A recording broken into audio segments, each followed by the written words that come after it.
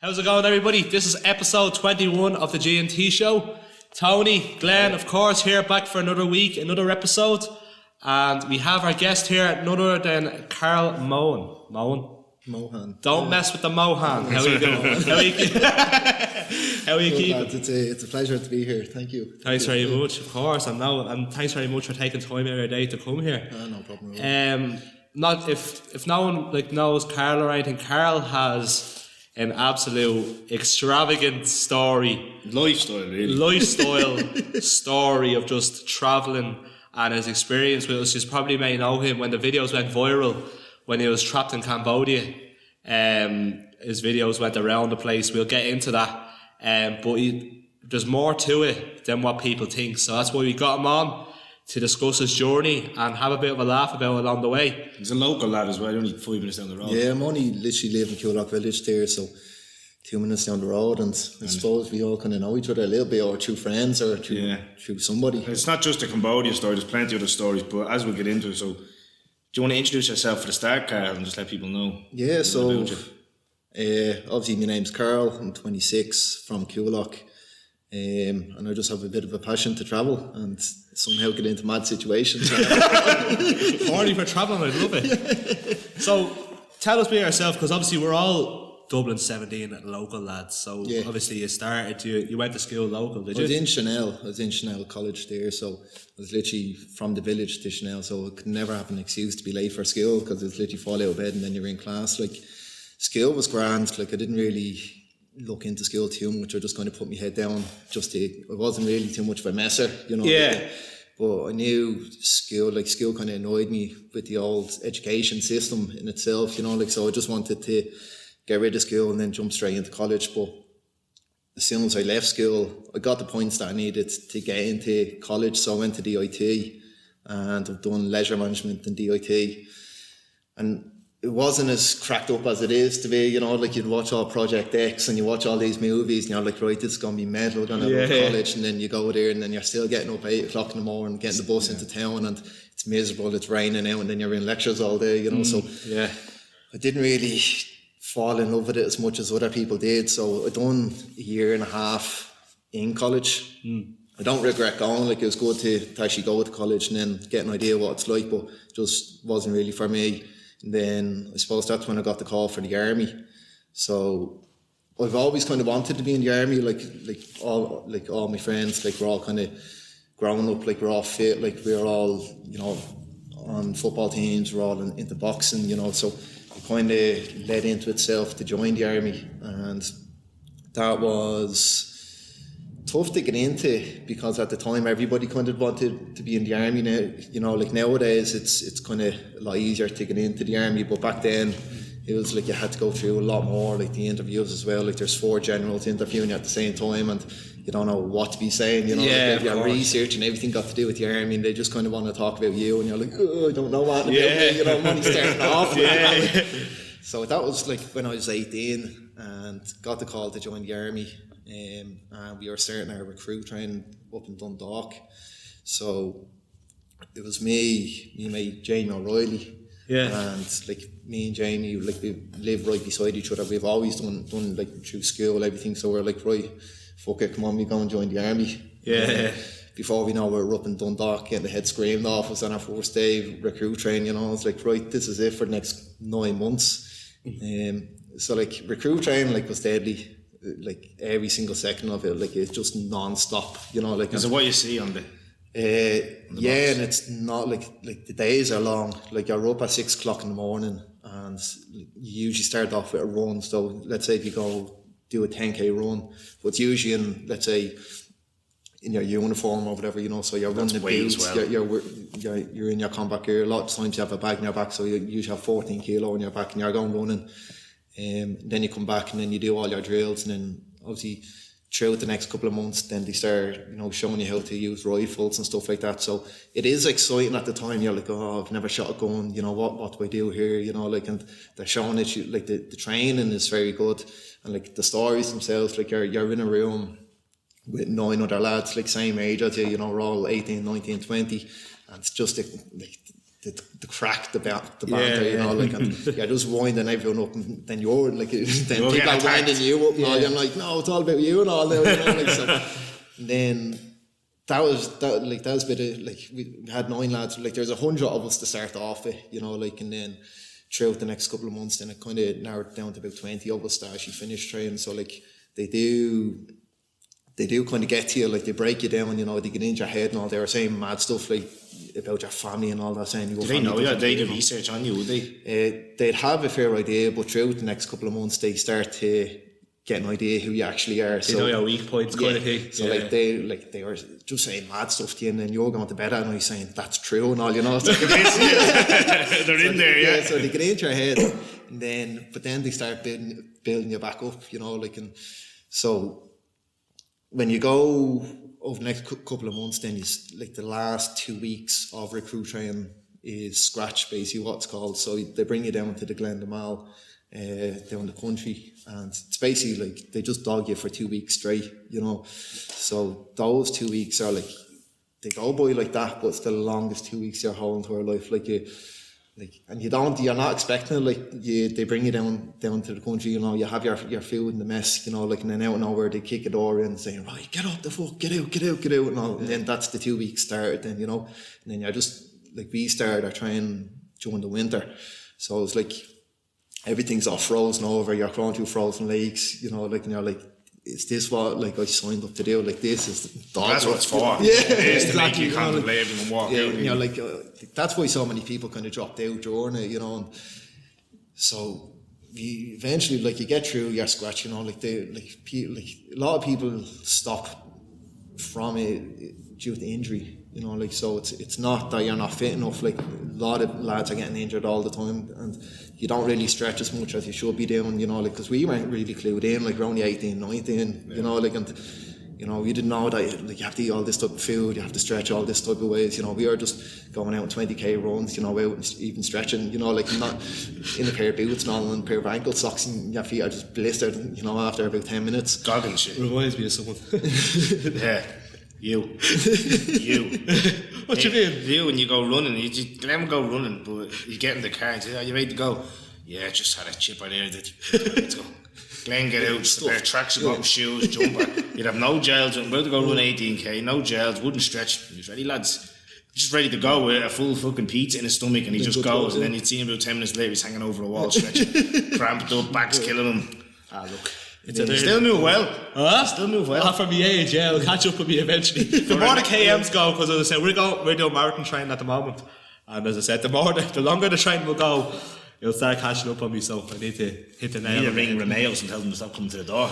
Oh no, come here. I went on a run last Sunday, was it? And I done 19k, and I had maybe because I'm getting a big dirty Domino's on the Saturday night for the run before it, like, and no, it was grand. Just didn't bring any water with me. Now I did feel it. Like, I got back to the gaff right here. I'm going to get up off the camera here. This is what I was like walking back to the gaff after. And I goes, I'm grand. I was like this. Big arch heel on me, do you know what I mean? You see, for the army, for the fitness test, what was that? The fitness test was quite easy.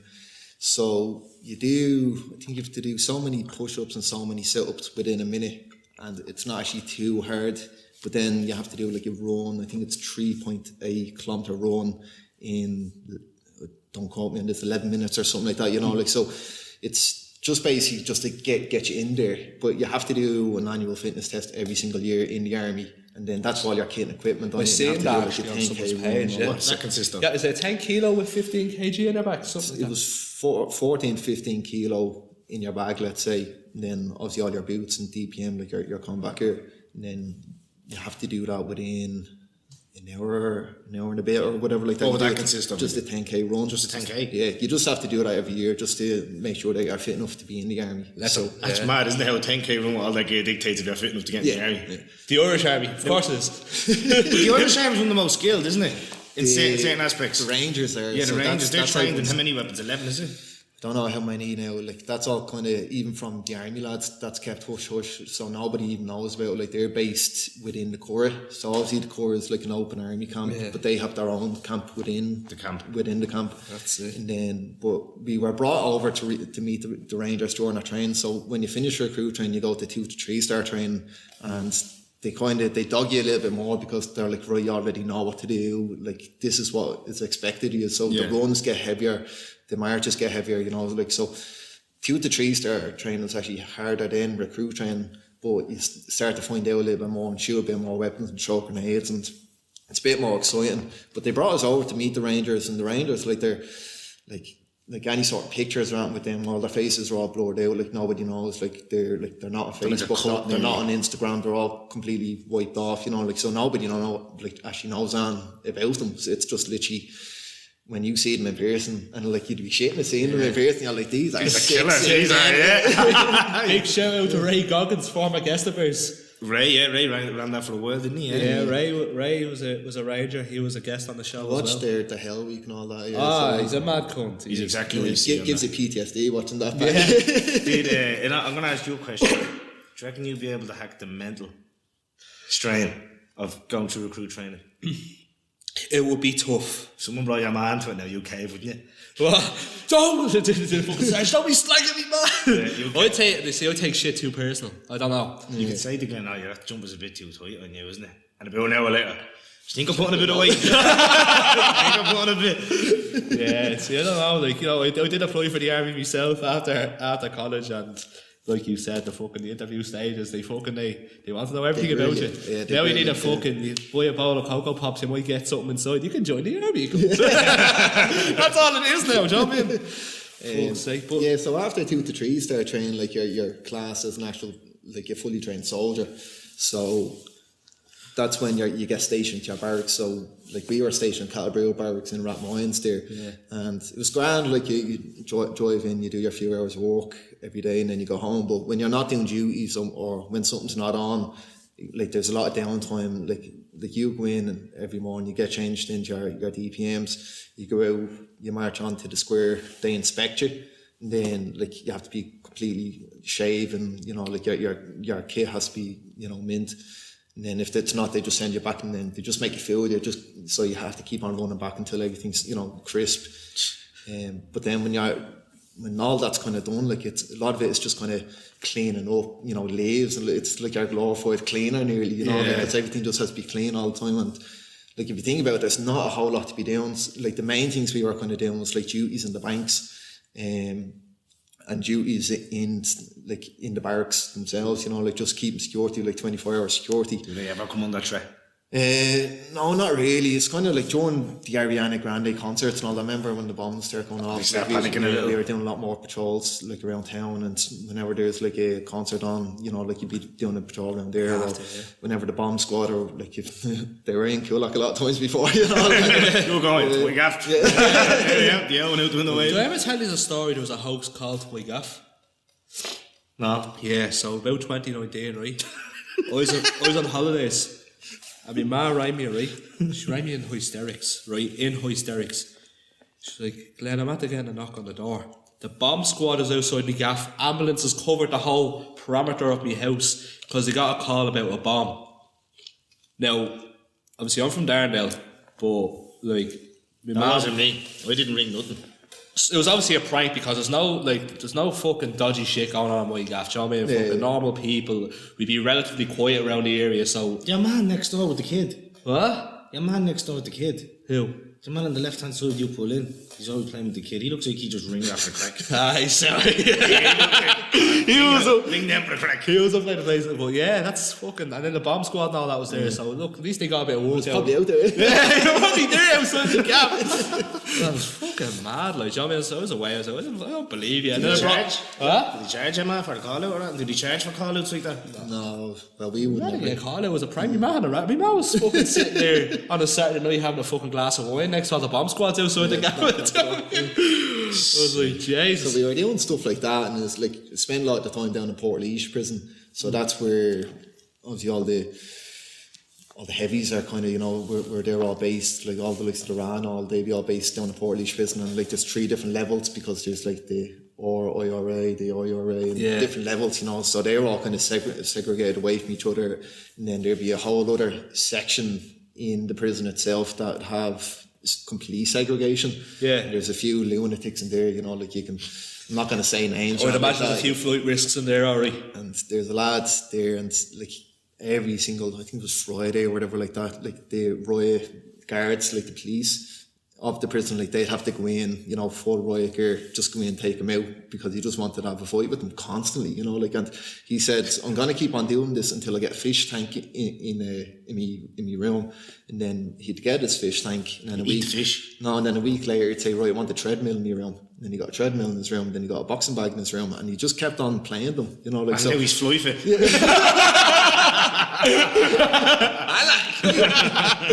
So like Escobar. They had a whole prison designed for him. So that's the way that was, and then there's a few obviously other situations that aren't as funny where we are sent down body retrievals and stuff like that, you know, like they're a bit more heavy and like stuff like that, you know, like it's interesting when you're doing stuff, you know, when you're kept busy, but then other times then when you're not doing much, it's the negative side of things. It just gets very boring, you know, like, so it's like I need something to kind of force off the wages, you know, like if, especially in this day and age, you know, like you need to have a few bob, you know, like if you want to do anything. So I was like, right, I'm on like 300-400 quid a week, you know, like it's like the wages aren't great and I'm after working like 80-90 hours, you know, like you're doing 24-hour duty, so like you're working pretty much 24 hours straight, no sleep, and because you're on a salary they pay you 80 cents an hour, so that's the downside of it, you know, like so you're not on much money at all, you know, like, so especially for the lads who have kids and want to save up for, you know, a house or whatever like that, it's just not ever going to happen, you know. So I was like, right, I need to get my decks in a row, and if I want to start earning a few bob, I'm going to have to, you know, leave and do something else. And I always wanted to do an overseas trip. That's one of the things that I'm sick that I didn't do, like obviously because of the love of travelling, I wanted to go and experience and see what it's like, but they were like, no, it's not going to be this year, it'll be next year, and then it'll be the year after. And I was like, I'm just going to have to jump ship now before, because they just keep on pawing you off, you know. So I was like, right, well, leave the army, I'll bite the bullet and not do the overseas trip. And then I joined, I got a sales job then, working in Duffy's, and I started off as a junior, and then worked myself up to be the manager of in Joe Duffy's in a dealership. That was great, like the money was good, driving around the brand new Mercs all the time, you know, like loving it, but still missing something, you know, like I was still missing, you know, to go and travel, you know, like just getting 10 days off, 20 days off a year, like to go and travel, just wasn't doing it for me, you know. And then that's when, obviously during all this, like I'm going on little small holidays away and all that, but it's just like when you're on holidays, it's just like, right, I need to just keep on going. You know there's an end, like when you go away for a week, you know, you're back next week, or on the Tuesday. But on the Tuesday, 5 days left. Literally. So I was like, right, I'll bite the bullet. And during all this time, obviously, like from the army, like I fell in love with hiking. So I was doing all these hikes and I was doing all these treks, and then I watched like a YouTube video on Kilimanjaro, and I was like, right, this seems interesting enough, you know, like I was like, then started looking into it more, and like I know a lot of the mountains and all, they mean mad money to do, and I was like, it's $2,000 or something like that. I was like, that's not too bad at all, you know. So I was asking a few of the boys to come down with me, and they were like, nah, I'll do it next year, whatever like that, you know. So going yourself. I was like, literally, so jumped on a flight. Well, obviously it was all booked in advance, went from here to Amsterdam, then Amsterdam to Tanzania, and then as soon as I got off the plane, it was like something out of Blood Diamond, you know. Were you on your own at this point? On my own, completely on my own, yeah. Jeez. So, how old were you? It was only last year. Yeah. Where is Kilimanjaro? Tanzania. Africa, yeah. That's where, Freddie Mercury's from there, actually. Is it?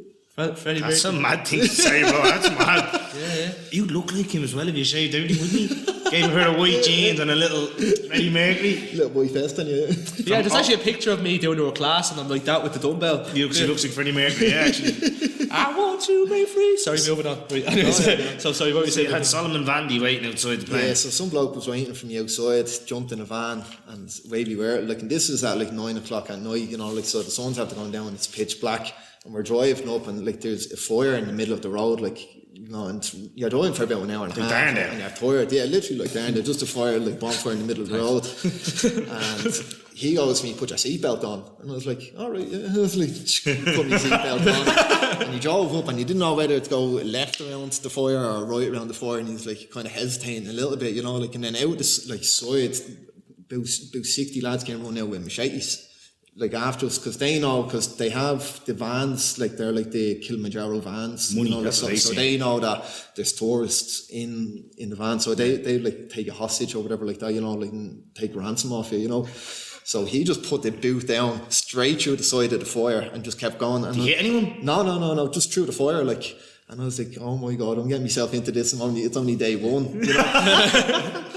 And then we got to like the little hostel, and that was grand. Checked in, and they're like, right, you're leaving in the morning. Make sure all your bags are packed and all that. I was like, grand, happy days. And then fell asleep. Woke up about 5 o'clock in the morning, and there's a monkey outside the window, like the windows were all gated, just pulling at because he's saying I left all my bag and had a few snacks and sweets and all there, you know, so some monkey Trying to get in. trying to pull the gate off the window, and I was like, all right, this is Africa, you know. I'm here now. And then there met about 9 other people, and they were like kind of, some of them were doing solo. I met like another lad, he's a Marine, he wanted to do it for charity. Met this girl from America, she was mad kind of half-famous soccer player, you know, like she wanted to do it for her family. And then just met other people from Brazil, some of them were from Moldova, Lithuania, you know, just all, there's actually 2 Russian people there as well. On top of them though. We keep them out. They were living in New York, but they left Russia like years ago, and like the age range, like they were in their 50s, you know, and they were doing Kilimanjaro, and I was like, Jesus, fair play to us, you know, like, and they were like made of money. They're like, and they weren't even doing it trying to show off, you know, like, because we were talking about travelling and stuff like that, and they were saying that they're only back from the Antarctica, and I was like, what made us go to the Antarctica? And they're like, oh, we have a boat, and we decided to go, and I was like, no way, what sort of boat? And I showed me, and it's a big huge yacht. Oh fuck. Yeah, and I was like, whose boat was down there? Like, it's just our boat. Just our boat. Just our boat. You know? Here, another Revolution score there. What were you putting there, you cunt? I bet you the monkey was gone by then. So like you're talking to like the people in the group, and then you meet the porters. So what I was saying earlier on, there's for every one person there's 4 porters, you know, and obviously they're not much money, you know, like, and like they're the nicest people in the whole entire world, you know, like, and they have like 50-60 kilos on their head walking through, like, literally the way it starts is, so let's say when you get to the first camp, like they set up all the tents, they set up all like the mess tents, so everyone has their food and all that, and then when you leave the next morning, you're walking for like 8-9 hours, whatever, the next day, they take all that tents, they take everything down, put it back on their heads, walk, overtake you, get to the next camp, set the whole camp up, and then you're only arriving to the camp and everything's all set up. Like, they are machines. How old are they? What would have been their age? There's all different, like there's kids nearly from about 14, 15 years old. Male and female? Didn't see too many females, seen about 2 or 3 females, like probably 300 of them, you know, because there's different groups as well doing it, you know. That's mad. Fit motherfuckers. They were machines, you know, like not a bother to them, and like they were wearing Crocs and all that, you know, like half of them not even wearing proper shoes, like no like proper hiking gear around like that. Like there's literally one lad wearing pink Crocs doing it, you know, like, and I was like, we're all, you know, top of the range in dudes, you know, yeah, and they're overtaking you, not a bother to you. But you go through like 4 different climates when you're doing Kilimanjaro because it's so long. So you start off in like the rainforest. So for the first day or 2 you're in the rainforest, and then you go through moorland.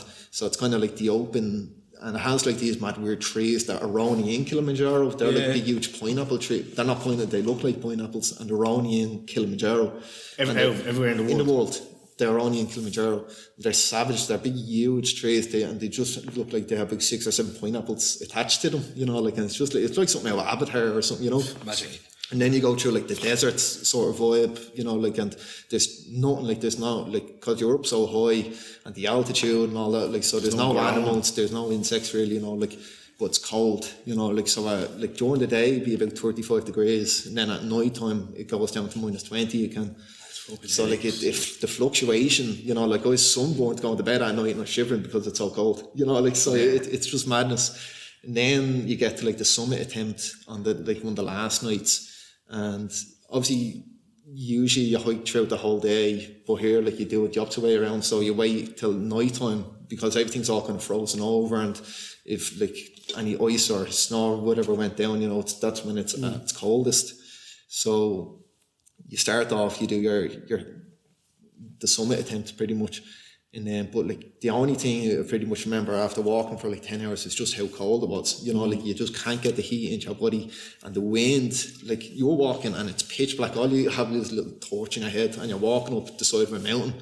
And there's no like nothing to hold on to. Nothing to hold on to now. So if you go, you was all strapped together by a string. No, nothing. So if you go, you're gone. You're pretty much gone, yeah. And some of them, like you're literally on the side of the mountains, you know, like so. And the wind, like you're nearly crawling up it, because if you stand on just too, like you're getting knocked over because you have your bag and everything on your back, you know, like so. And like there's some old people there as well, you know, like that are doing it with us, you know, like and yeah, the Russians, they could have flew a helipad in there or something. Yeah. How did they get on all right? They split the groups up to different sort of fitness levels, you know, like so the fitter kind of people would be obviously up the top. So the likes of the Marine and all that, like he was up the top, the soccer player was up the top, I was up the top. But that girl, the soccer player, like because she is so skinny, like she had no like meat really on her bones. She was shivering, was she? She was so close she collapsed. They all had oxygen on their head and all that, you know, like and like after about say they call it killy cocaine. It's just a white sachet. I don't know what's in it. Could be cocaine. I don't know. But they just give it for it must be just sugar or whatever, just to get you back up and going and all that, you know. But they had oxygen and everything on her, and she was okay. And then the Russians, like they were completely gone. Didn't see them at all for about 6 hours, you know, like. Like up towards the top, like when the sun was coming up, this is the thing that kind of broke my heart. So you stop off for like a little bite to eat, because you're walking 8 hours, 9 hours by now, you know, so you're starving. And you have like a little snack bag here, you know, but you have all these big mitts on, you know, like because it's so cold. Yeah. And like everyone's trying to open it up and all that. And there's a porter beside me, you know, like, and they don't really eat food, you know, like they like. But they'd be skin and bone, would they? They'd be skin and bones. And I had like a big Dairy Milk chocolate bar, and I just handed it to him, you know, like, and I was like going through and had a pack of Haribo, and I was like, happy days, get a bit of sugar in the body. And he tapped me back on the leg, you know, like, and handed me the chocolate bar back, but it was opened. He thought that I chewed the chocolate bar around just to open it and give it back to me, you know, like, and I was like, no, that's for you, you know, like, and like, you literally, all you could just see is his teeth, you know, because it was so dark, you know, like, he's just smiling and he's just so happy and all, you know, and I was like, this lad, he's like, happy as he's probably been in months or whatever, you know, like, and I just start bursting crying. I was like, this is madness, you know, like, so like a chocolate bar, you wouldn't even think two things about it, but he got given a chocolate bar, and this man in his 30s, and he's just so happy, you know, like, and that is like, it was heavy. Anyway, then we got up, like the sun came up, and you could see all the glaciers around the whole Kilimanjaro. So there's glaciers like the size of apartment blocks, like they're huge, but like they're not going to be there for, you know, they're not going to be there over the next 5 years, so they're going to be gone. So it was amazing getting to see these glaciers. They're gone, that is, because of global warming. So in the next 5 years, they'd be completely gone, is what they're saying. And like, you're like, how can they be, like, they're absolutely huge, but they're saying you should see in 10 years ago, they were 10 times the size of that. That's, you know, crazy. Well, anyway, I got to the top, got me pictures, and made me way back down. No, we seen sunrise, like, because you go through two different levels of clouds, you know, like, so when you're seeing the sunrise at the top, and you can just see everything around you, you know, in a big whole circle, you know, like, you're like, this is what makes you feel alive, you know, like, stuff like this. Buzz, How long did it take you all together? We were there for 8 days in total. Jeez. So we done that anyway. And then when we came back down, like, everyone's on such a high, you know, like, everyone's just loving life, everyone's, you know, jumping out of each other, smiling, crying, everything, you know. Yeah, of course, yeah. And then that girl, the soccer player, her family are originally from Nairobi, but she went to America when she was young, and she still has some family over there, and they said, right, come on, we go for there's this food place we can go to, you know, like, and I said to one of the other lads, Gus, I was like, Adelaide is asking us to go to this food place, do you want to go? Yeah. And we were like, yeah, 100% we go. Like, anyway, so we get back into one of these kind of Jeep things, and your driver, like he's armed, like your driver's armed and everything like that, and he's driving for about an hour and a half, and we come across this just like mad normal kind of restaurant in the middle of nowhere, you know. It's like, why couldn't we not go somewhere, you know, like an hour beforehand? Yeah. Then we rock up to this place and we sit down, and we were like, do you have a menu, or is there like, what food you get? And your man just goes, whatever food you want, we get. And we're like, okay. I was like, fair enough, yeah. I was like, do you do chicken? Fabios. Yeah, Fabios. So we're sitting in this little offbeat kind of restaurant place in the middle of Tanzania, and I'm like, right, I want chicken.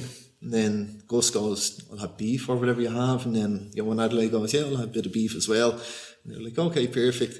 And then literally about 5 minutes later, some kid, about 12, 13 years old, comes dragging a cow. Like literally a cow. It's fully grown cow. Fully grown cow right in front of you. It's like a show to show the food before they do it. And they take out a knife and slice the cow's throat right in front of you. Blood everywhere. So, is it dead already? No, it's alive. The cow's alive? He's carrying a live cow? He walks the cow around. The cow's alive. Oh, what time he was dragging the cow around with the the legs? cow's alive, he walks the cow around and just slices just a little incision underneath the neck. And then the cow just hits the deck, legs are kicking everywhere, and I'm like, I'm not hungry anymore, you know. Like, No, it's I was like, I don't know about you. That's the buzz. Would they let other people do that? And some bloke walks around. No, it's the chefs. Like, They wouldn't let you put it on? No, I didn't want to. That wouldn't have been a buzz. The chef would have was- what I mean. I would have turned vegan. He puts the chicken's head on the stone and just takes the chicken's head off, and it's like feathers going everywhere, the legs are kicking, flapping everywhere. I hope there's no vegetarians watching. Yeah, That's a vegetarian That's a Texas Chainsaw Massacre for a vegan, isn't But it? so they can show how fresh the food is. Yeah. You know, like, so the food obviously takes a while to prepare, and then they bring it out to you, and then it's on your plate. But by then you've already had a few beers, and you're like, oh well, it is what it is. You know, like Forget it, yeah. So then you start tuning into it.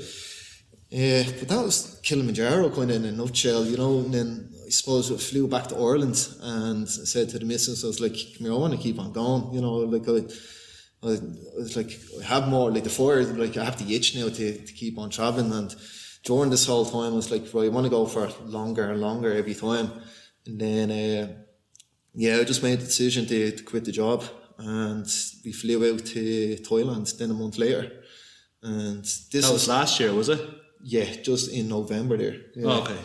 So then I've been to Thailand before, like I've been to Bali, Thailand, everything beforehand, but not like the longest I travelled before this was I went to Thailand for like 3 weeks, you know, like, but so you're rushing around everywhere, Yeah, you know, you you can't really take it all in. So then we went to Thailand, and this is obviously during COVID, so it's weird being back the second time because everything's closed down now over there. I don't know what it's like now. Yeah. Hopefully, I'm praying to God now it's all back to normal now. Sorry, to a degree, but like when we landed there, everything was just like shut down. It's just like a ghost town. You know, like there's pros and cons to taking the decision to leave during COVID, because obviously all the beaches are empty. You have nearly everything to yourself. You know, like you pick at a crop of what hotel you want to stay in, and it's even cheaper than what it was before. And it was cheap even back then, wasn't it? Buttons, absolutely buttons. Like we were staying in villas and top of the range place, you know, like for 20 quid a night. You know, like so. Yeah. And you wouldn't get a dog box here. You wouldn't get a kennel for 20 quid a night here, you know. So we done 2 months in Thailand. So we were like traveling through the islands, meeting other people, and like it's more like it's weird because you're going to different restaurants, and like not like every restaurant doesn't have one person in it at all.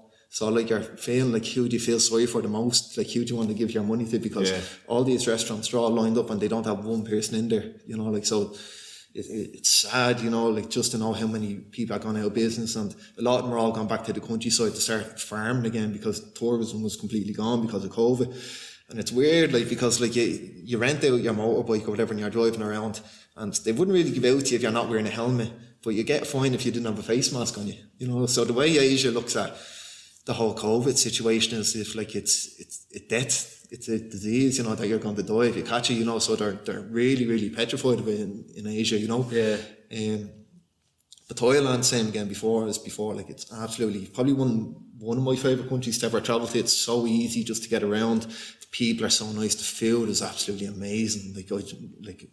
I'm a mad little hunger. I just love food. So the food is absolutely amazing. And then we were there and we were like, come here, Cambodia is opening up now for the first time, you know, at the end of the month. Like we should go to Cambodia. And we're like, yeah, because Vietnam was still closed. Yeah. And Laos only opened back up. But for you to travel through Laos, you had to wear an ankle bracelet. What's the story with that? So they can track you. Because of the whole COVID thing. It's like fucking Jermaine Pennant pulls off that, remember that comes? I was like, I'm not walking around the foreign country with an ankle bracelet. Have some farmer's time, wouldn't you? Yeah. So we were like, right, Cambodia it is. And I had like a bit of an itch to go to Cambodia because of its like it has a really, really dark history behind it, and literally So you research all these places. You Yeah. know, like it'd be like someone coming over here and you want to look at the horizon. You know what's going on. In yeah, their to a background. degree, Yeah. like it's You kind of the have to, main don't you, things, to understand what this country's about. So Cambodia, like this only happened like 40 years ago. So you think 40 years ago, there's one of the biggest genocides in the world happened over there, right? So this was kind of coming towards the end of the war, where Vietnam decided to help out Cambodia, and it was during when America and all were kind of fighting against Vietnam. And then this leader, his name was Pol Pot, he started up this whole regime where he told all the Cambodians, come to me, you know, I'll save you from all this war, because all the bombs were landing in Cambodia by mistake and people are dying and stuff like that. So he's like, right, I'm starting a revolution and I'll help you all out pretty much, you know. And he conned them all and brought them all out to the countryside pretty much and turned them all into slaves. So 3/4 of the population, I think it is, you know, got basically turned into slaves at the time. And heavy, like there's a few documentaries on Netflix about it I didn't even know about, and it's a heavy old watch. So that's kind of one of the things that we wanted to go and find out more about. So there's two things that we went to. We went to the killing fields, and then we went to the S21 prison. So in the prison, it's eerie, you know. Like I've been to Auschwitz and everything beforehand, and you're walking around Auschwitz and it feels like someone's watching you from behind. Like when you're walking through like the killing fields and everything, like there's butterflies, there's chickens running around, you know, like, and it feels like lively. But when you're there, all you can just see is just craters in the ground from where all the bodies and all were put in. So basically what happened, They done really threw the bombs in and they made them run through it. kind of, no, they didn't want to use ammunition on the Cambodians, so it's what they killed them all with just pickaxes and garden hose and bamboos. So like only the very rare person got killed with a gun or with a bomb. They were all killed. Extra special person, like. So 4 million people got killed in this whole genocide, you know, just from one person creating this whole revolution. And then he brought them into this prison, and there's actually, I don't know if my phone's there, there's a set of rules. So when you get brought into this prison, there's a set of rules that you're told, and it's shivering, right? I'll read them out. So like rule number 1 when you are brought into this prison is you must answer accordingly to my question, don't turn them away, okay? Rule number 2, don't try to hide facts, making pretexts, this, and you are strictly prohibited to contest me. Well, Rule number 3, don't be a fool, you are a chap who dare to thwart the revolution. Number 4, you must immediately answer my question without wasting time to reflect. Number 5, don't tell me about your immortalities or the essence of the revolution. Number 6, this is the heaviest. While you are getting lashes or electrification, you must not cry at all. Number 7, do not sit still, wait for my orders. If there's no order, keep quiet. When I ask you to do something, you must do it right away without protesting. Number 8, do not make pretext about this is Cambodian in order to hide your secret or traitor. And then number 9, if you don't follow all the above rules, you shall get many lashes or electric wire or 5 shocks of electrification discharge. So that's what they were all brought into. And your man, Pol Pot, He just conned them all. he conned them all. He told them all that we're all we're going to give you new jobs if you follow me. We're going to give you education. We're going to give you schools, everything like that. And he completely conned every single one of them. And this was only 40 years ago. So when we're walking around Cambodia, like there's people in wheelchairs, no arms, and this is all from. These are actually the people these that are still alive. consequences, Still from there. And it's very fresh. Like we were walking around that S21 prison, and there's people sitting down at desks and they talk to you about the stories about Cambodia because they were there. Like they survived through it. Like there's only a few survivors. Like they killed 4 million of their people in 4 years. So that's how heavy it is, you know. You would have been doing well to leave. Yeah, and that was all in the capital. That was in Phnom Penh where that all happened. So then we went up to Krathi, this place where we seen like the Irrawaddy dolphins. Like they're pretty much extinct now. It's on the Mekong River. And you go out in a little kayak and you see all the like Irrawaddy dolphins. And Did you share that recently on Instagram? yeah, so there's The last one was killed or something, The wasn't it? last one was only killed there, you know, like so you're getting to see stuff that, you know, like that No one's gonna see no one's ever ever again. gonna be able to see again, you know. And then we went to where was it? Siem Reap.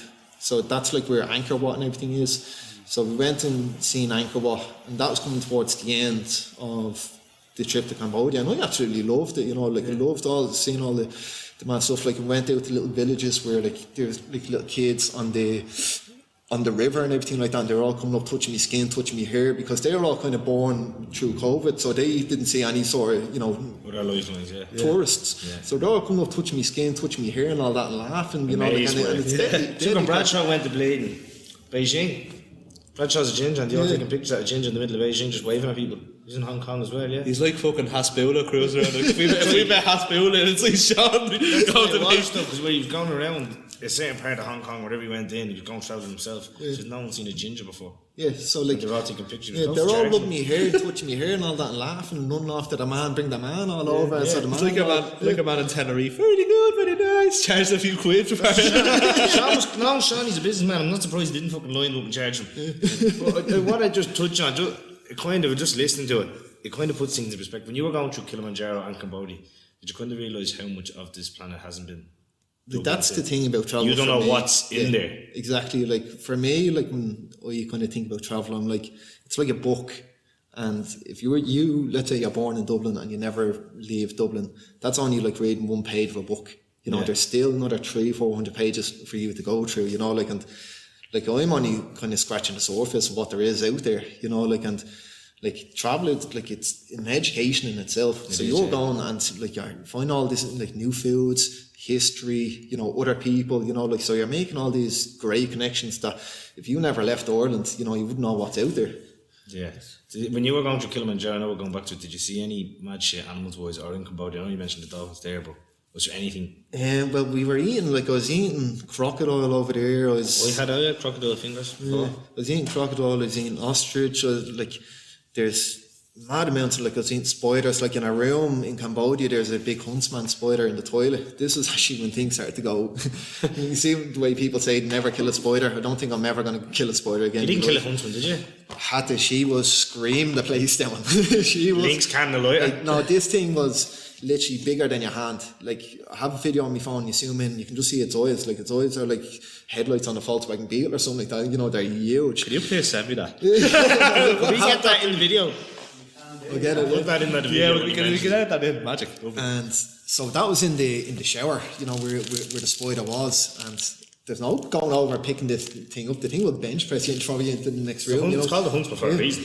So like I was only after getting out of the shower and my jocks are on the ground, so I'm like, right, stick them into the shower, had them soaking, so they weighed about 2 kilos, the jocks did, and I splattered the thing, you know. And I was like, oh shit, I feel kind of bad, you know, like, you know, like that thing's gonna come like a man Paul Pot now. I was like, sell that to one of the locals. The locals are mad about the spiders and all, they all just eat them and all. And then, so that was the last kind of place that we stayed in Cambodia. So we were flying to Sri Lanka then 2 days later, and you had to go and do, like every country you go to, you need all your PCR tests and all. So we went, the only place in the whole of Siem Reap to get your PCR test done was in this mad dodgy kind of youth sports centre, and it was about, say, 40 minutes on a motorbike ride away. And we rocked up and we're like, right, we're travelling tomorrow, like we need a PCR test. And they're like, yeah, no problem. And like, it's $130 each. And I was like, it's a little bit pricey. Like everywhere else, like $30, $40, whatever, you know. And the average Cambodian lives on less than $1 a day. So how are they gonna less than $1 a day, you know, like, and like $365, that's a year's wages for them, you know, like you make that a day sometimes, you know, like, so you're like, how does that make sense? You're like, anyway, so we paid our $260 for my test and her test, and we went back to the room, and usually they just email you the results, you know, like, but they're like, no, you have to come back to collect your results. I'm like, all right, anyway, so then we went back then the next day, and they turned around and goes to me, right, you're positive, so I had COVID. And then they told her, you don't have COVID, you can go. And we're like, surely if I have it, like she'd have it as well. Anyway, so we're like, so what do we do now? Yeah. And they didn't even know, because I was literally one of the first tourists into the country, you know, like to travel Cambodia, because Cambodia literally only opened back up. And they didn't know what to do. They were like, go back to your room. And we were like, okay, now what happens? And they're like, we'll have a doctor ring you. I'm like, okay, Grant. I was like, right, obviously can't fly to Sri Lanka now. And so went back to the room, told the person, like it was an Airbnb that we had rented out, and told him, I was like, come here, apparently I have COVID, you know. And I was like, she doesn't have COVID. And then he's like, okay, you know, like, and then he's like putting on 3 face masks, you know, like, you know. And then the next morning, literally about 5:30 in the morning, the doors start getting thumped down. I'm like, what's the story here? And it's the Airbnb owner saying that we have to go back to the test centre, you know. And I was like, oh, it's obviously just to get another test or something like that, you know, and find out what the story is. Because I had no signs, no symptoms, I wasn't sick at all, you know, because grand. And then got back in the bike, drove all the way back to this test centre, and then they send us to this hospital, and the hospital's about half an hour away. So you're like apparently I have COVID, you know, like, but like they have you running everywhere, you know, but like they're all shit scared of COVID, you know, like, and they're all going around hazmat suits everywhere, you know. So we rock up to the hospital, and this is like something out of a movie, you know. There's rats running everywhere, you know, like, and there's like, they're all in these hazmat suits, and like Rats in the hospital. Rats everywhere. I have videos on my phone. I'll show you. Rats in the hospital. There's, you know, like it's just run down. Looks like a bomb's after hitting the place, you know. And they're like, right, I need to get an X-ray for COVID. And I was like, all right, an X-ray for COVID.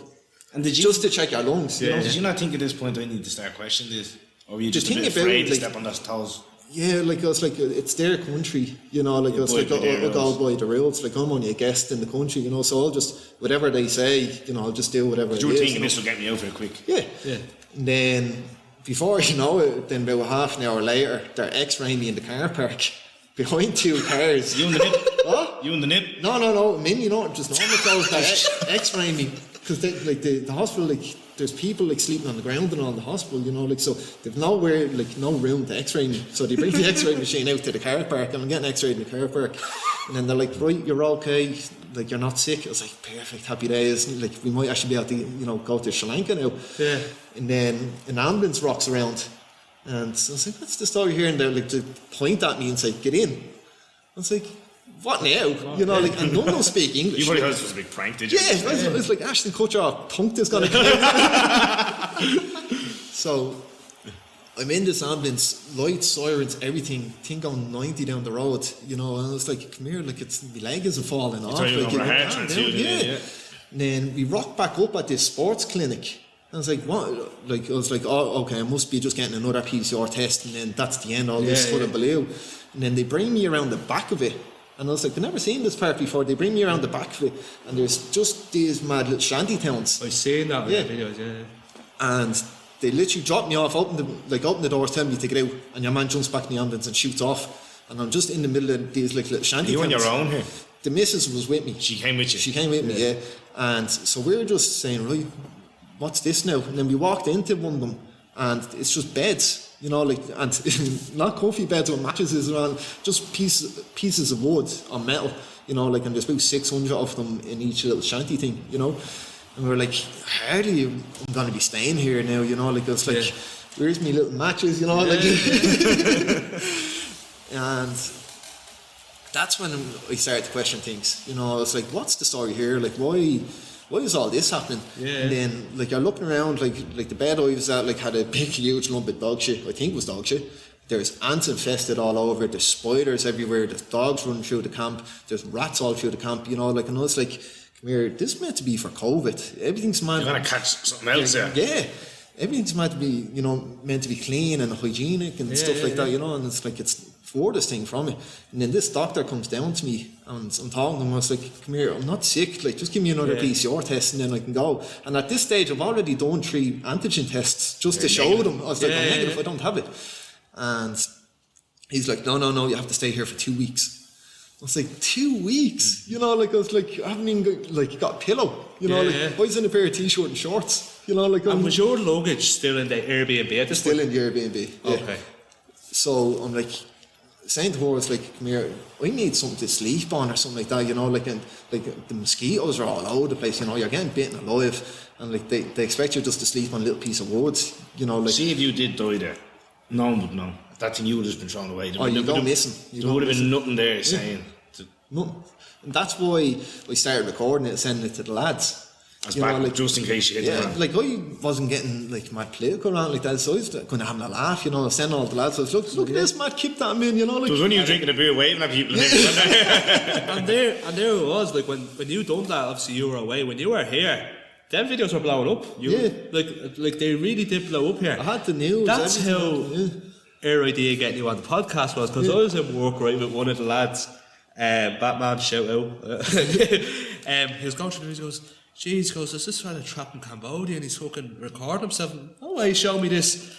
And I said, geez, that'd be a great story. And then I said to him, I was like, right, I'll give him a text when he gets home. And here I am. So, when you got there the first day, you weren't the only one there? No, so there was... See, I was the only tourist that was there. There's locals there, so they were, let's say, they weren't feeling well or they genuinely had COVID and they go and get tested, but then they get shot off to this camp. Nobody knows what happens to you, because they wouldn't really have phones around like that, so you're just launched off to this little camp. And then there's a lady there, she's kind of in her 40s, let's say, and she had COVID, but she's like the queen of the jungle, kind of, like she's top dog, so everyone kind of walked up to her. Life experience, top dog. Up across. And it's like, right, I have to go up to her and see what the story is, because she had she got like a little fridge and all brought into her, because she was definitely riding the guards. 100% riding the guards. But she lived in Cambodia, and her husband was the director of a big huge NGO for Cambodia. For like helping the poor and stuff like that, but they're not allowed to talk or bring anything to the press because their business would just be shut down. Because the last thing the Cambodian government wants is for anything to go viral or for them to feel embarrassed. So they're not allowed to say anything. She just had to go and sit it out, and stay there. But the thing is, once you have COVID in there, they test you every second day. And until you bring back 2 negative results, you can't leave. So at that stage, there's locals, and she was there for like 10 days so far. And then there's locals there that were there for over 3 weeks. So they're 3 weeks in this camp, and it literally is like prison. Like the food that they give you, it's like say 3 little things of broccoli and just filled up with water in a little plastic tube that they give you. Look. There's no meat or anything. No meat. What's a thing, rabbit? Yeah. So I was like, right, this is just mad old spot. It's like, come here, I'm going back to that Airbnb. I was like, I need a bed to sleep in tonight. So I come up with a bright idea. I was like, right, I'm gonna break out. So this was still on the first night. So it's like, right, break out of here. Walked up to the side of the gate, jumped over, like all the gates and all, they all have barbed wire, everything's recorded 24/7. Like the lights in the shantytown things, like they don't turn them off at all. So there's lights in your face 24/7, and like there's guards and everything walking around the perimeter, and you're like, this is literally like a little prison, So I escaped the little prison. And your missus was with you? She was still with me, yeah. Did you bring her with you to escape? Huh? Did you bring her with you to escape? No, I said, because the whole mental thing about this whole thing. They were treating her the same, she was negative. No, she could leave the camp as much as she wanted. So she just walked up to the main gate and asked for her name, right, you don't have COVID, you can go in and out as much as you want. So like friends, family, kids, anything could come into the prison and they could leave the little prison. But like anybody who had COVID couldn't leave at all. So like, but the whole thing, close contacts, but all like little kids and all coming into the camp, being around, say, their mas or their dads, and then they're going to end up getting COVID and then bringing it out to everyone else and spreading it around. See, because the lack of education over there, it's mind-boggling because of all the dark history behind it, so there's lack of common sense as well, by the sounds. It's just common sense, So I'm on the run. I'm going back to the Airbnb. It's about GTA, isn't it? Like I was in Bind Up Abroad or something, And earlier that day, we left our motorbike at the hospital. So when we got to the hospital, obviously the ambulance picked us up and brought us to the camp. So our motorbike was still at the hospital. So we went back to the hospital, jumped on the bike and went back to the Airbnb. So you got over the fence successfully? Yeah. How far was the fence from the hospital? It was about, say, 10 minutes. So you obviously just started running it, did you? We just legged it, yeah. And come here, we're the palest people in Cambodia. So you know, like, fuck us, yeah, that's it, yeah. He's changed, I get him. So, jump back on the motorbike, and our Airbnb is about 40 minutes from the centre, so we're flying back. I was like, right, we're going to have to go, just going to have to be quick, get our suitcases and get out of here and just try to leave this country, because we still had our flights to Sri Lanka. So I was like, we'll just figure out something, we can just go on these flights and just this little nightmare will be over. By the time we got back to the Airbnb, there's about 6 police vans, there's about 30 guards waiting outside for us. And I was like, right, we're not getting anywhere here, And But the police weren't coming up to me. The police were from about here to that far door over there. So you're petrified. Because I had COVID. Well, apparently I had COVID, you know, so they wouldn't come near me. So I'm like, I need another PCR test, you know, like, and they're like, Stand back or I'll cough on you. yeah. If you don't even go, I'm going to cough all over you. You load them a big flammer to So like at this stage, like there's like a 3-hour standoff because I'm like, I'm not going back to that spot, you know, like, and I wasn't feeling entitled or like this Westerner. I was like, this just isn't right, like, you know, like I was like, what stopped me from just staying in the Airbnb, because there's no one else around. Like this Airbnb was in the countryside somewhere, you know, like, so there's nobody around. I was like I'm not sick, you know, there's nothing else going on, just let me stay in the Airbnb. And they're like, okay, right, we'll come up with a deal. If you get one PCR test, then that's it all over. I was like, yes, perfect, somebody understands. I was like, right, bring me to get PCR tested. And then another ambulance rocks up, me and her jumped in the back, and I have a little bag with me at the time because I know just in case, because obviously I'm going to, let's say if I do have COVID, I'm going to have to stay in the hospital or whatever, you know. Yeah. And then in the ambulance, and the ambulance is taking the route back to the camp. And I'm like, why are we going this way? Surely, because the hospital's the opposite way. And they can't be. So that's what they said. Paul Potts this, Paul Potts this, and then bring it. So I rock back up at the camp, and everyone's like, you know, they're all coming out to me and saying, I thought you were gone. And I was like, I thought I was gone as well. But anyway, spent the first night there. And I had like a bottle of gin and everything in my bag and all that, so like I had all the locals and everyone, we all had a little party and all that, you know, like, so had them all locked, and they don't really drink over there, you know, so now I'm top dog. Fuck you, Queen. So we're all drinking, we're all enjoying ourselves, Then I managed to paid a few bob to get like a mosquito net, so I like made like a mad little man fort. Like, thank God I was in the army and everything before this, because like if I didn't have any experience, you know, like you'd fall to shit. You would, like, that's what I was saying, like if there's somebody in their 50s or 60s that got launched in here, you know, like they'd disintegrate, they would, you know, because the conditions are just horrible. Like there's poisonous spiders everywhere, you know, like, and anyway, this is when I started recording, you know, and sending it to all the lads, and it started to take off a little bit, you know. And then your one who was previous top dog, her husband was saying, come here, make it, like, put it onto the travel pages and everything like that, just to make everybody aware of it, because nobody knew that when you go over there, if you test positive, that's where you went, you know. And it's only kind of in Siem Reap, like the other, let's say the capital, you were sent to a bit of a hospital kind of thing, but in Siem Reap, like that's where everyone else goes. That's where you were sent to this camp, you know. Like, so during this whole camp thing, I'm like, right, I have to make this go viral a little bit, you know. And even if it doesn't help me, and we help the local people, just to create a bit of traction. So like I put it onto the page, and then literally within an hour or two, like the police kind of came down to me and they're like, right, we seen you posting this, delete it all. And I was like, why would it's like free speech, you know? Like, I was like, I'm not deleting it. Like, if you come to this country, you have to understand that if you do test positive, you're getting sent here. And then things just started to go a little bit haywire, a little bit weird, you know. The next morning, then I woke up and there's cleaners around, and this is the first time in months. Like, this is what the locals are saying, that there's no clean. Like, you could tell, like, the place hasn't been cleaned in months. So they were expecting an inspection, probably. Yeah, because you obviously put their videos up and you've seen the state of the place. The HSC were en route, baby. They were en route, you know.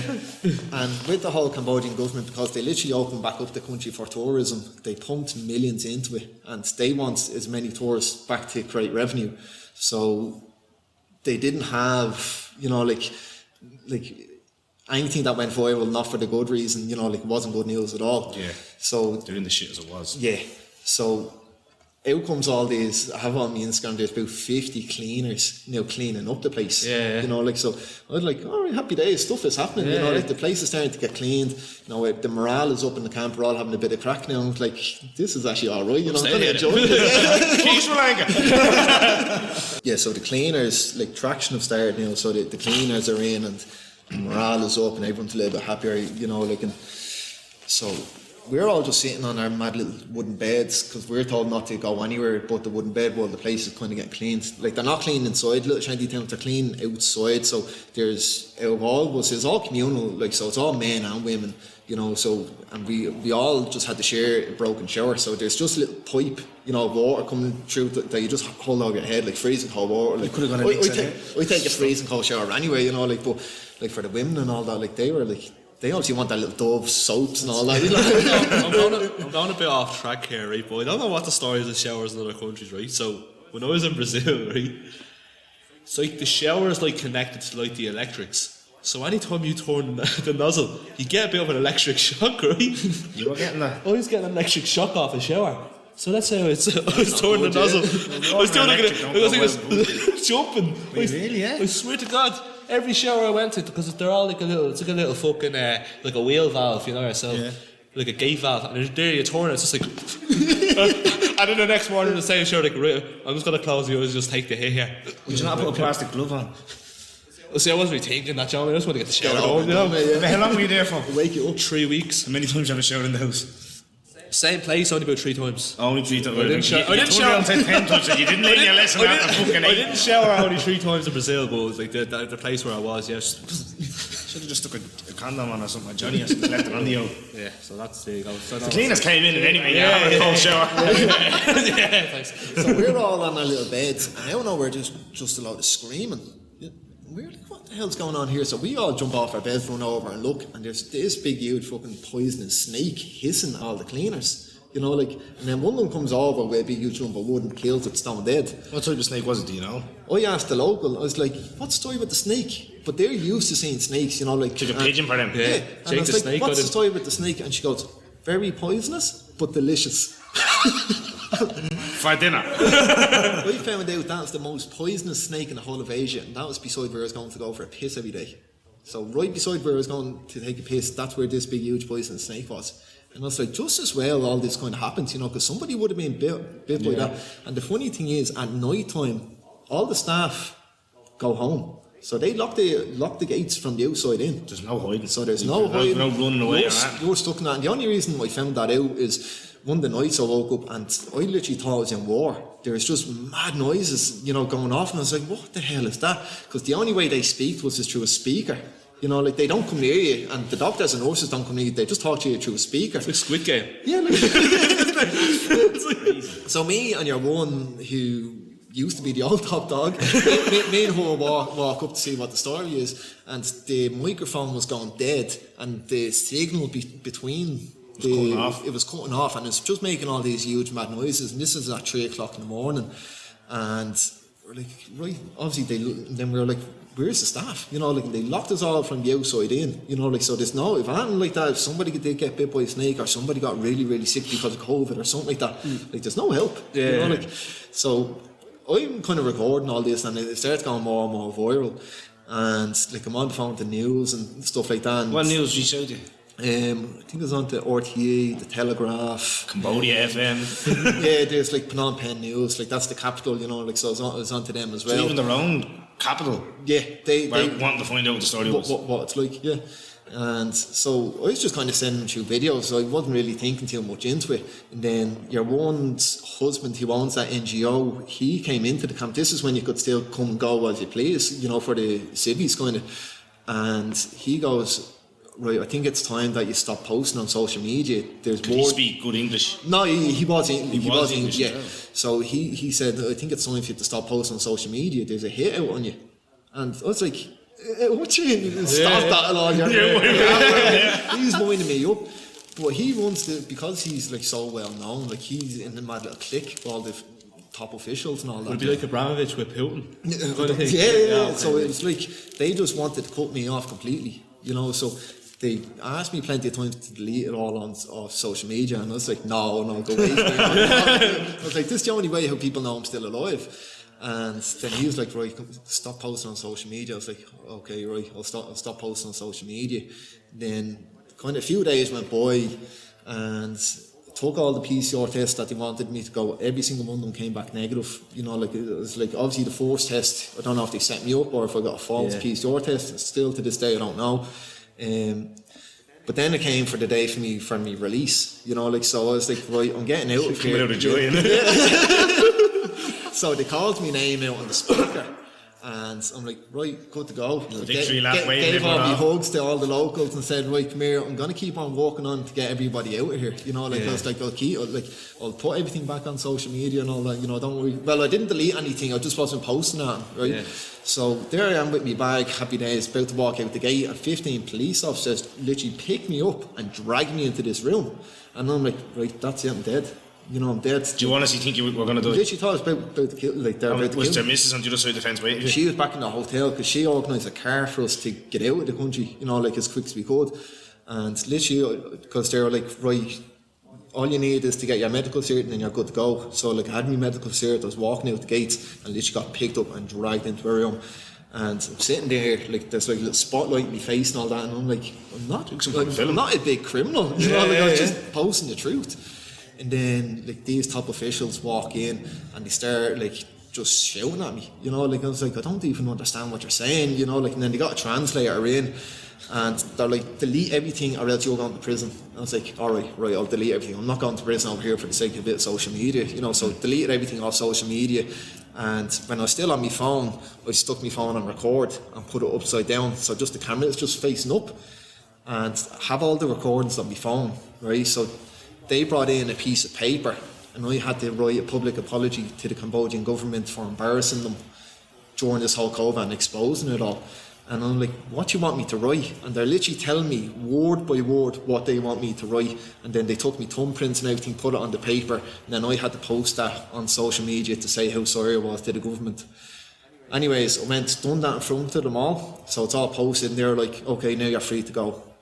Jumped in the tuk-tuk, went back to the hotel. I was like saying to the missus, like, come here, I thought I was going to get killed in there, you know. Like, you were shaking. I was shitting it. And she was like, right, we had like a jeep ready to bring us back to Phnom Penh. Phnom Penh's 300 kilometres away, and the driver was going to go through the whole night, you know, like bring us all the way back to Phnom Penh. And then my phone started blowing up, and I was like, what's this? And I answer, and they're like screaming at me, telling me to come back to the camp. And I was like, I can't come back to the camp, you know, like, and they're literally screaming down the phone, telling me to come back to the camp, and I just start hanging up on them. Yeah. What was the reason? What did he say? I don't know. And then they got her phone number. Don't know how. She never gave her phone number to them. So they're ringing her phone, they're ringing my phone at the same time, and they're screaming at us saying, we have to go back straight away, there's an emergency or something like that. You know, like, and we're like, no, we're going. We're getting out of here.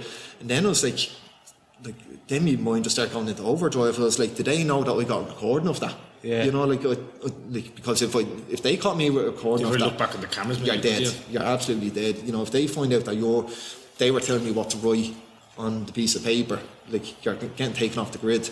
Yeah. So anyway, we just put our phones on airplane mode and we jumped in the jeep, and we were kind of talking to the taxi man. The taxi man was kind of alright. He was like a private taxi man, just had us in a jeep. Yeah. And I was telling him a little bit about it, you know, like, and he was like, yeah, it's very dangerous. We all know about you. You know, like, so the whole of Siem Reap knew about the story that was going on at the moment. But he was kind of siding on our side, so he was alright about it. He could have easily said, fuck this. Yeah. And then took a backhander and dropped it back. Yeah, literally. And as we're driving, we're going through checkpoints, and me and her are hiding underneath the back seat of his car, going through checkpoints, and they're shining torches in the back windows now because they're out looking for me. I'm like, what? Like, what do they want from me now? Like, and they're like, because that was the first time we seen any checkpoints at all when we were over there. And out of nowhere, like when we were trying to leave, like the Siem Reap, they had like checkpoints everywhere. So like we went through two checkpoints on the way back. You know, like, and like my heart is going 90. I was like, they're gonna kill me. You know, like, because they know, I had in my head that they knew that I had that recording. Yeah. I don't know why they wanted me back. And then we went back to the capital, and then 2 days later, that was the closest flight to get out. We eventually got to Sri Lanka. But that whole time, I was petrified. I was like, because once you go over there, if you go missing, you go missing. You know, there's no like, oh, there's no value of life over there with the sounds of it. Yeah. Like, you're just another person. Whereas when people go missing here, which is actually very good, people go out and they fucking, and it's posted all everywhere. Over the news, everybody knows people, about it. Yeah. And people obviously, and rightly so, they take it very seriously. Whereas where you were, you're just another. People are afraid of the officials, aren't they? Yeah. After what happened before.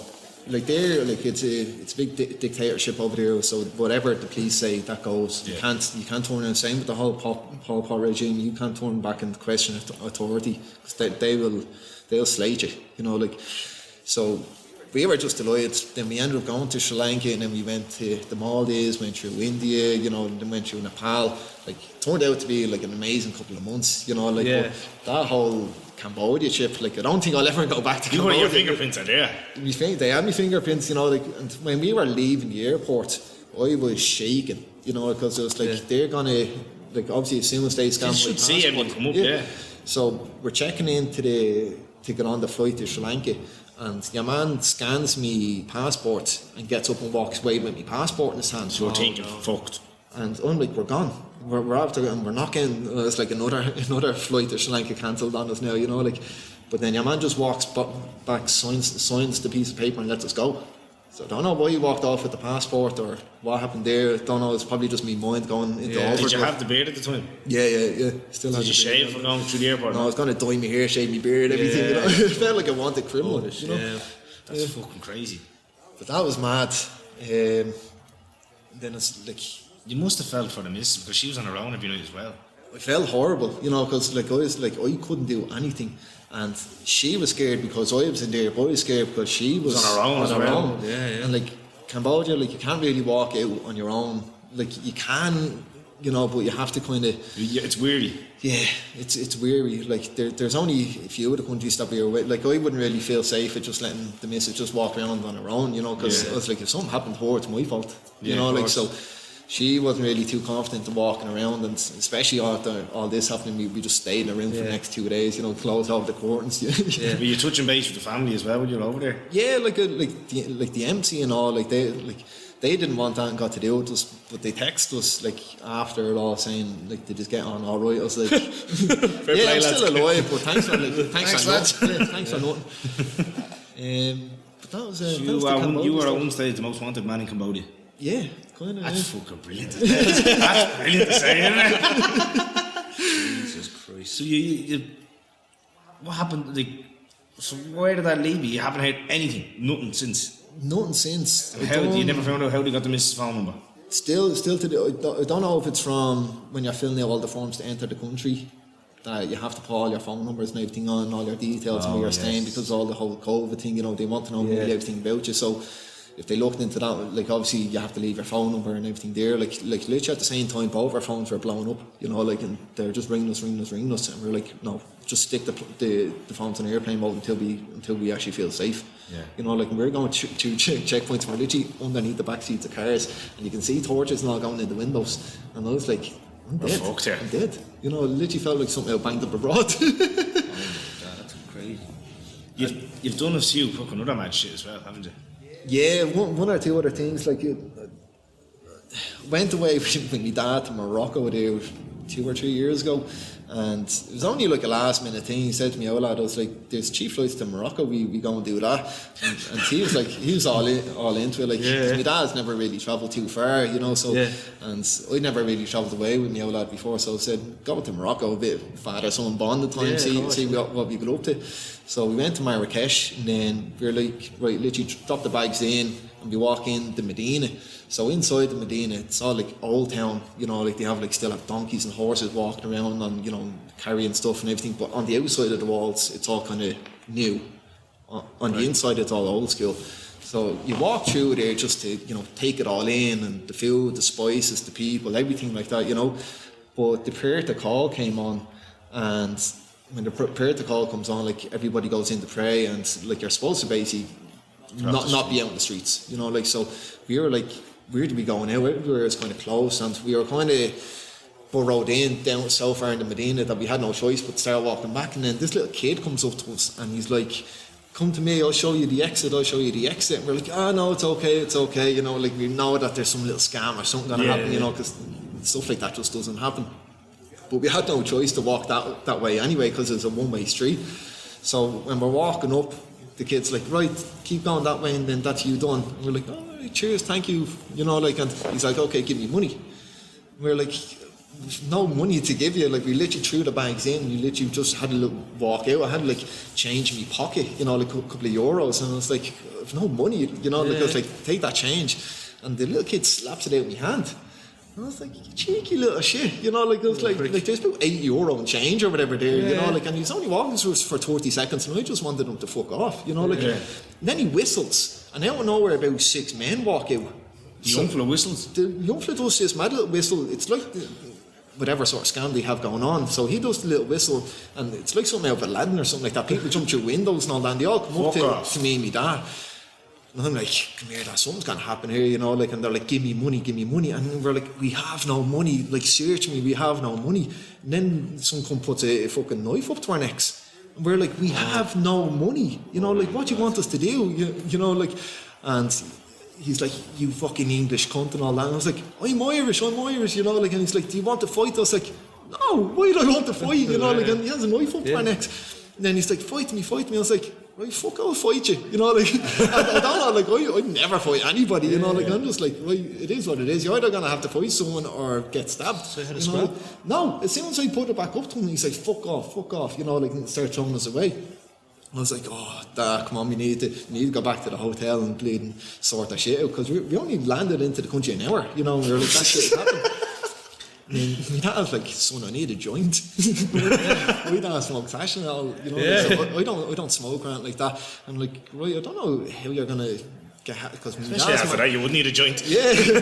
And he's like, the Moroccan hash is all the good stuff over here, you know. Like, and I was like, all right, yeah. I was like, right, we try to find someone. That's where you get it from. You do the research in the country, he does the research in the hash. Yeah.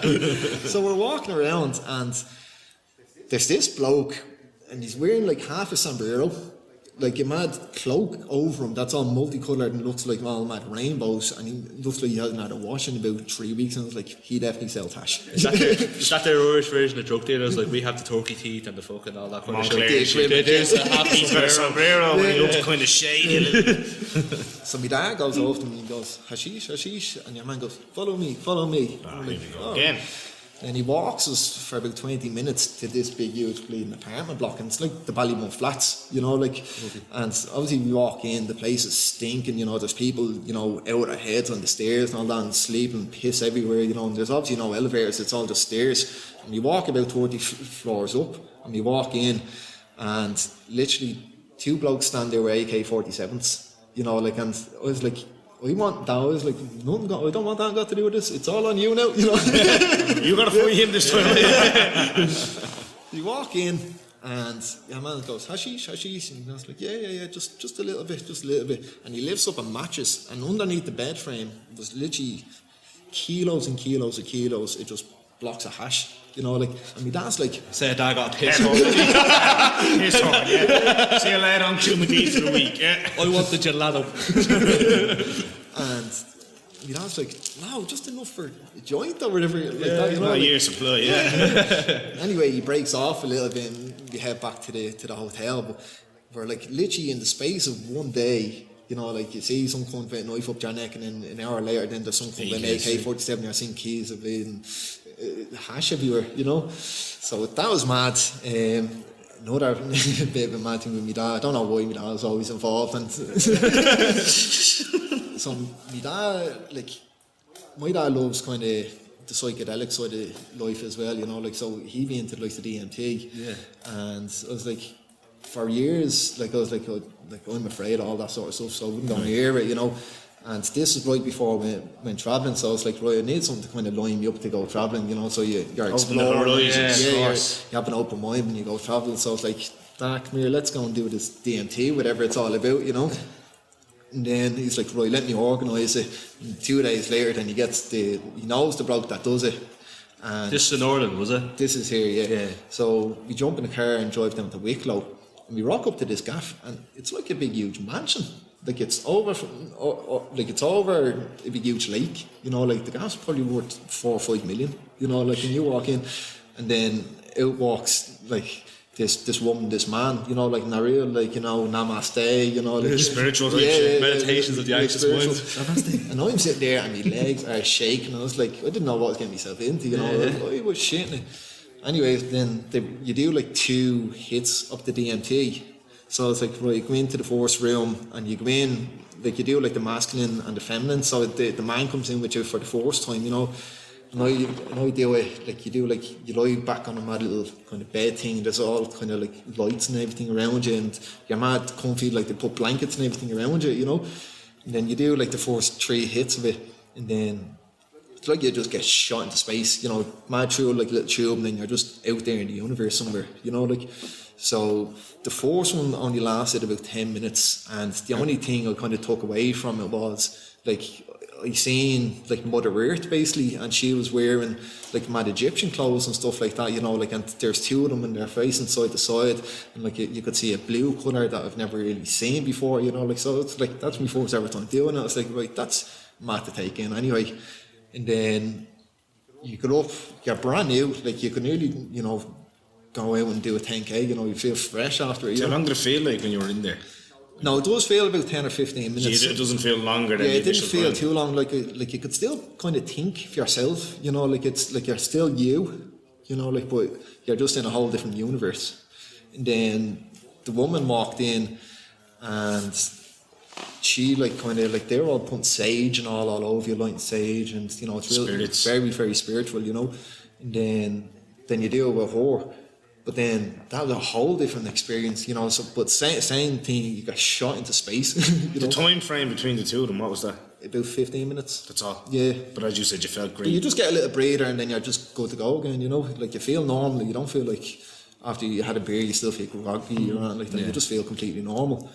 And then, yeah, the second one, then you do 3 hits of it. And then I seen like shot into space basically, and then these mad cartoon animals now starting coming up to me, you know, and I was like, oh wait, that's mad looking, you know, like all real, they're like pastel colours, they weren't dark or heavy colours. And then to the left, like a wolf came up to me face, kind of like the wolf I had tattooed on me. He came up to me face, and they were saying like, if anything evil comes up to you, just show it love or show it compassion. So like I have this wolf like snarling at me. I was like, this thing's gonna eat the head off me, you know, like, and then you just face, and I was like, right, I'll show it love and compassion. And then it just started licking my face, and it felt What like... did you do? Did you start rubbing it or something? No, you just say it to it. You know, it's like, I show you love, you know. And then it just started licking your face. And then this is the weirdest part of the whole thing. This Indian man came up to me, right? And he's wearing like the mad head gown, you know, the red paint on his head, all the real old clothes and everything like that. And he comes up to me and he's kind of looking at me from side to side and looks down at his thumb and then puts his thumb through my forehead. You know, and I was like, that is mental. And then you come back out of it and then you go back in, like you talk to everybody about your experience and all that. But it was only over when I was in India, right? When I was literally in India there 2 months ago, I seen that man. I had to go and take a picture with him. I have a picture on my phone, it's on my Instagram, it's like 3 pictures down. It's the man to the right, he's wearing all the mad gown, and it's him. And he's exact same features. Exact same man. Like, it's one of those things that you'll never forget. He put his thumb through my forehead, you know, like, I was like, I have to get a picture with you. Did you explain to him the scenario? No, like, he wouldn't speak understand. English or like that. But it's like, it's mad, the correlation, you know, like months down the line later, you see The same person. But that's what they say at DMT trip. You don't realise it there and then you realise it down the line. What actually happened. Leaves you definitely with more questions than answers. You know, like, it's like going to a medium in your own head nearly. Yeah. You know, like, it's heavy. Would, like, would you do it again? probably in a year or 2 or whatever like that. I'm still trying to get over it. How long ago exactly was that? That was right before I left to go to Thailand, Cambodia and everything like that. So that was only 4 or 5 months ago. But like, I still like come to terms with everything, you know, like, Yeah. so that's DMT, yeah. Because we done a previous episode with 2 lads that we know very well talking about DMT. Andrew and Bourne and Marquez, I don't know whether you know. but we done a whole topic on just on talking about it, and it was Psychedelics and stuff Yeah, like yeah, that. because I didn't know anything about it. I don't know. Would you do it? DMT, yeah.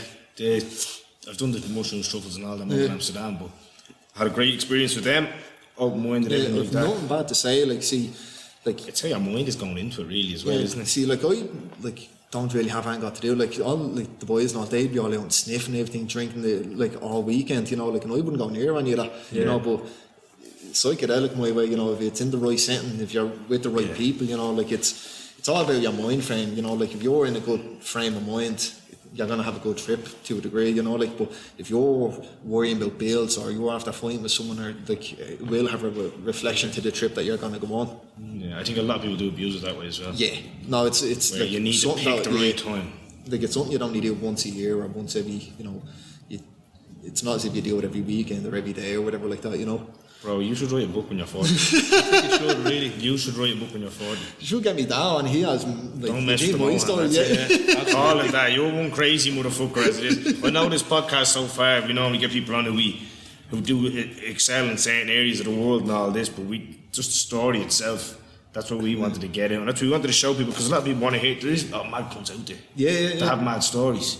So that's why we're gonna start broadening horizons with the podcast and get people in with mad stories like that. But you're one crazy motherfucker. Yeah, it's still only getting there's still a lot of years left. You're only on chapter 1 of the book. That's already getting started. Only fucking pale in the chapter, but we just want to sign off on this podcast. Say obviously thanks very much again for coming on. Oh, it's been a pleasure. And you've taken us both away. Obviously, I'm sure I could say it on fucking Tony's behalf, and even Dan at the back there. I'm sure we could. That's definitely the most enjoyable.